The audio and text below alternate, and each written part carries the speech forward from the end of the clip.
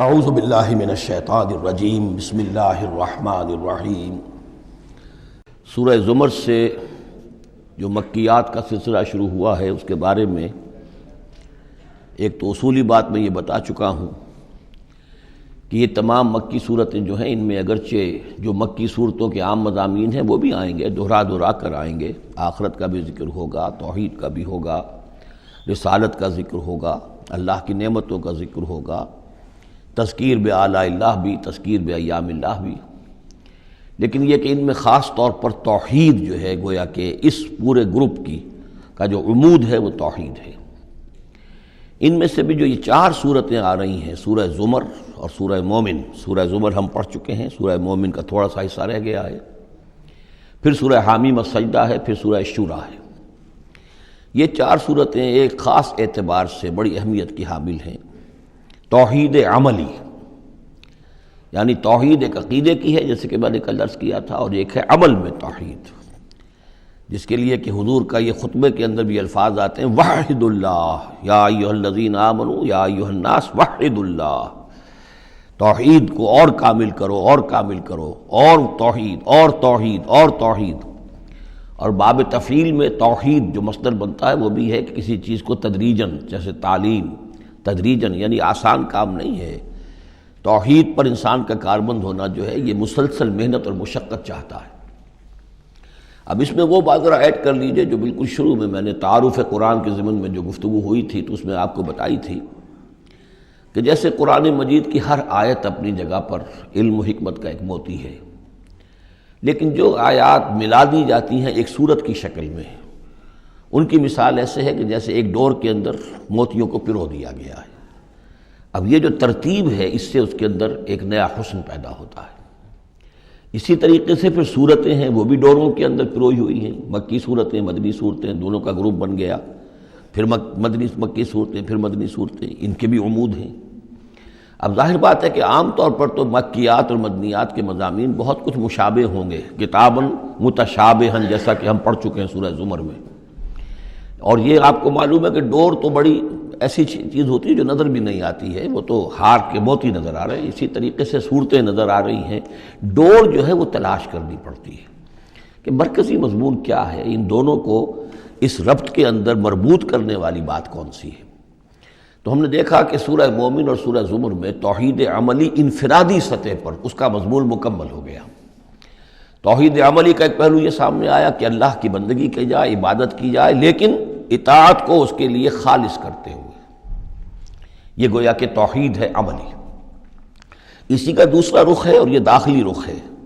دعا کی جائے اللہ سے، لیکن دعا بھی کی جائے اللہ کے لیے اپنی اطاعت کو خالص کرتے ہوئے۔ چنانچہ ان دونوں صورتوں کو جوڑنے والے جو الفاظ ہیں، جو ڈور ہے اس میں، وہ کیا ہے؟ مخلصین لہ الدین، فاعبد اللہ مخلصا لہ الدین، بس اللہ کی بندگی کرو، اس کے لیے اپنی عبادت اور اطاعت کو خالص کرتے ہوئے۔ فادعوا اللہ مخلصین لہ الدین، اور یہ سورہ مومن میں جو مضمون آیا، دو مرتبہ تو یہ الفاظ آئے فادعوا اللہ مخلصین لہ الدین، تو یہ در حقیقت یہ ہے کہ جو وہ ڈور کی حیثیت رکھتے ہیں کہ جنہوں نے ان دونوں صورتوں کو جوڑا، اور گویا کہ اس طریقے سے انفرادی سطح پر توحید عملی کا مضمون مکمل ہو گیا۔ اب اس کے بعد چلے گا معاملہ آگے، وہ سورہ حامیم السجدہ میں فرد سے اب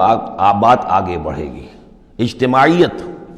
اور فرد کے درمیان۔ اجتماعی سطح پر توحید کو قائم کرنے کے لیے سب سے پہلا مرحلہ ہوگا دعوت توحید، کہ لوگوں کو توحید کا قائل کیا جائے، یہ توحید ان کے دلوں میں بھی جاگزی ہو جائے، بہت سے لوگ توحید کے اوپر کاربند ہو جائیں، پھر یہ لوگ مل جل کر جد و جہد کریں گے تو پورے نظام کو بھی توحید میں لے آئیں گے کہ اللہ تعالیٰ کا دین پورے کے پورے نظام پر غالب ہو جائے۔ اب یہ ہے ترتیب کے جو ان صورتوں کے مابین ہے۔ جہاں تک سورہ مومن میں دعا کا معاملہ تھا، وہ تو ہماری جو آیت ہم پڑھ چکے ہیں، آیت نمبر 65، اس پر گویا کہ اس کا عمود کا معاملہ تو اس صورت کے اندر مکمل ہو چکا ہے۔ آیت تھی هو الحی لا الہ الا ھو فادعوہ مخلصین لہ الدین الحمد للہ رب العالمین۔ گویا کہ اس عمود کے اعتبار سے تو صورت وہاں ختم ہو گئی۔ اب یہ مزید مضامین ہے، اور یہ وہی مضامین ہے کہ جو مکی صورتوں میں آتے ہیں، بار بار آتے ہیں، اسلوب بدلا ہوا ہے، ترتیب بدلی ہوئی ہے، لیکن ہیں وہی چیزیں۔ اب انہی سے مسئلہ یہ ہے هو الذی خلقکم من تراب ثم من نطفۃ، وہی ہے کہ جس نے تمہیں پیدا کیا پہلے مٹی سے، پھر نطفے سے، گندے پانی کی بوند سے، ثم من علقۃ، پھر ایک شے سے کہ جو جون کی طرح لٹک گئی تھی رحم مادر کی دیوار کے ساتھ، ثم یخرجکم طفلا، پھر اللہ تعالیٰ تمہیں نکالتا ہے ایک بچے کی حیثیت سے، ثم لتبلغوا اشدکم، پھر یہ تاکہ تم پہنچ جاؤ اپنی پوری پختگی کو، اپنی پوری جوانی کو، اپنی پوری قوتوں کو، ثم لتکونوا شیوخا، پھر تاکہ تم ہو جاؤ بوڑھے۔ اب یہ سلسلہ چل رہا ہے تمہاری زندگی کے اندر، لائف سائیکل ہے ایک ہیومن بینگ کا۔ ومنکم من یتوفی من قبل، ایسے بھی ہوتے ہیں کہ جو تم میں سے اس سے پہلے ہی جنہیں قبض کر لیا جاتا ہے، جنہیں وفات دے دی جاتی ہے، بڑھاپے تک پہنچتے ہی نہیں، کوئی بچپن میں فوت ہو گیا، کوئی جوانی میں فوت ہو گیا۔ وَمِنْكُمْ مَنْ يُتَوَفَّى مِنْ قَبْلُ وَلِتَبْلُغُوا أَجَلًا مُّسَمًّى، بہرحال ہر صورت میں چاہے بوڑھے ہو اور چاہے جوان، چاہے بچپن میں موت آئی ہو، لیکن یہ کہ وہ اجل مسمى جو ہے، جو اللہ نے ایک ایک فرد کے لیے معین کی ہوئی ہے اس کی موت کا وقت، وہ بہرحال انہیں اس وقت تک تو رہنا ہے، اس وقت تک انہیں جینا ہے تاکہ وہ پہنچ جائیں اجل مسمى کو، مقرر وقت کو۔ وَلَعَلَّكُمْ تَعْقِلُونَ، اور تاکہ تم اس سے عقل حاصل کرو اور اس سے نصیحت اخذ کرو۔ هُوَ الَّذِي يُحْيِي وَيُمِيتُ، وہی ہے جو تمہیں زندہ بھی رکھتا ہے اور وہی ہے جو تم پر موت وارد کرے گا۔ فَإِذَا قَضَىٰ أَمْرًا فَإِنَّمَا يَقُولُ لَهُ كُن فَيَكُونُ، باقی اس کے امر کی شان تو یہ ہے کہ جب وہ کہتا، کوئی ارادہ فیصلہ کر لیتا ہے تو وہ کہتا ہے کہ ہو جا، وہ ہو جاتی ہے۔ أَلَمْ تَرَ إِلَى الَّذِينَ يُجَادِلُونَ فِي آيَاتِ اللَّهِ أَنَّىٰ يُصْرَفُونَ،